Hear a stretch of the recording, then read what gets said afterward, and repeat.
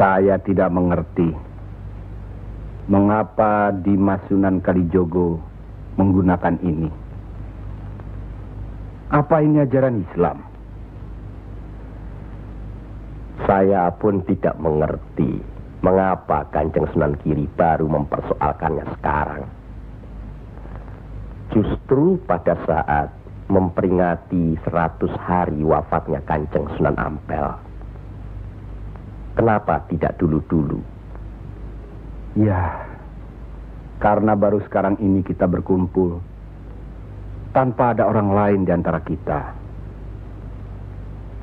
Kenapa Dimas menggunakan kemenyan, bunga-bungaan, dan lain-lain ini? Bukankah Rasul menganjurkan agar kita selalu rapi, bersih, dan menggunakan wangi-wangian? Setiap sholat Jumat pun kita dianjurkan menggunakan wangi-wangian. Apakah sholat Jumat itu bukan ibadah? Tapi Sunan Kali membakarnya saat peringatan akan dimulai. Saat membaca doa. Sholat Jumat itu bukan hanya berdoa, tapi juga menghadap Allah. Dulu, kemenyan itu digunakan menyampaikan doa untuk nenek moyang lewat asapnya. Itu dulu. Tapi sekarang cukup dengan ini. Yang pasti, kemenyan itu tidak boleh. Adakah tertulis jelas nama kemenyan itu?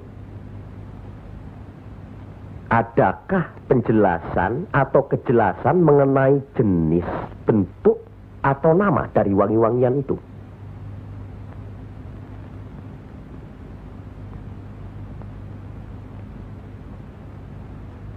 Kalau orang Jawa menganggap kemenyan, setangki, bunga-bungaan itu wangi, apa salahnya kalau mereka menggunakan?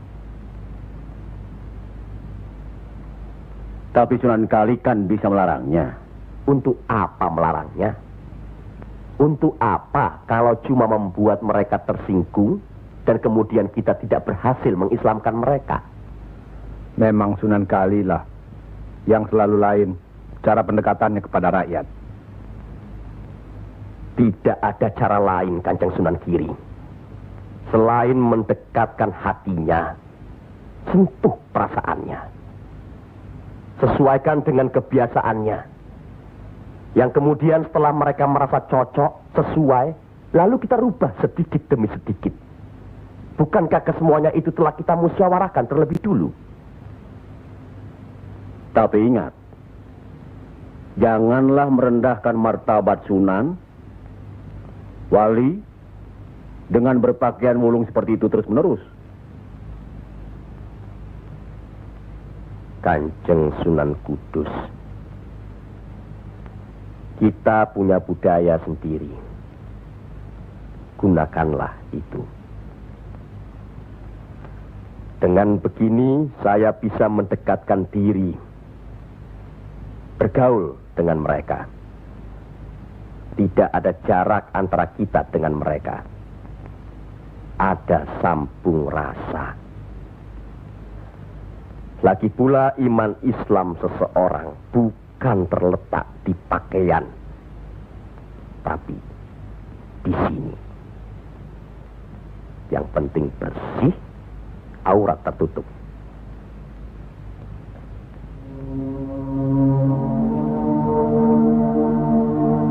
Hari ini setan-setan sedang bertengger di dada sedulur-sedulur.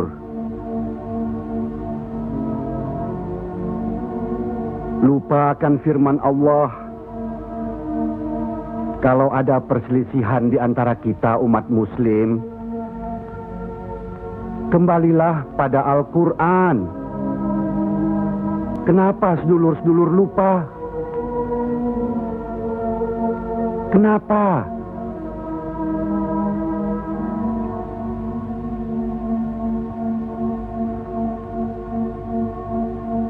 Maaf Kanjeng Sunan Giri. Semestinya hal ini tidak boleh terjadi. Apalagi Kanjeng Sunan sebagai pimpinan kami di sini.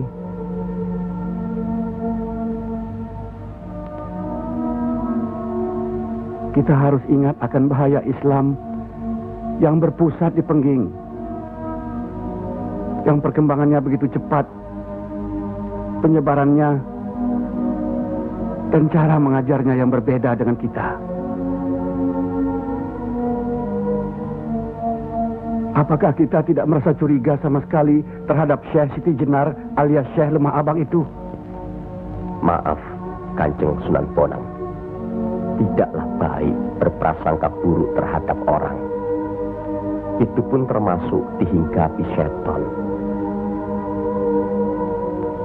Astagfirullahaladzim. Soal Syekh Siti Jenar, saya telah menyaksikan anak buahnya berceramah. Anak buahnya bukan berarti Syekh Siti Jenar. Apakah Sunan Kali benarkan cara Syekh Siti Jenar yang musyrik itu? Bid'ah? Murtad? Wallahu alam. Saya belum pernah menyaksikan dengan mata kepala saya sendiri. Menurut Imam Ghazali, melihat lebih baik daripada mendengar. Saya rasa benar Kanjeng Sunan Bonang. Hari ini setan-setan sedang bertengger di dada kita. Maafkan saya, Kanjeng. Sama-sama, Kanjeng. Maafkan saya. Maafkan sama-sama. Maafkan. Maafkan saya, Sunan. Kanjeng Sunan Bonang. Sama-sama. Sunan Muria. Maafkan. Maafkan saya. Maafkan Kanjeng Sunan Kali.